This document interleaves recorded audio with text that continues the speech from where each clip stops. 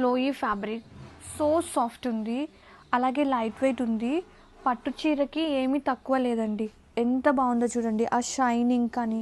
Such a lovely bright red colour కాంబినేషన్తో మీనాకరీ బోర్డర్స్తో silver weaving tiny weaving బర్డ్స్తో శారీ అయితే సూపర్ ఉంది. అసలు ఫ్యాబ్రిక్ మనకి లైక్ క్రేప్ ఉంటుంది కదా, ఆ క్రేప్ మిక్స్ ఉంటుంది శారీలో. But it's and flowy tussar georgette.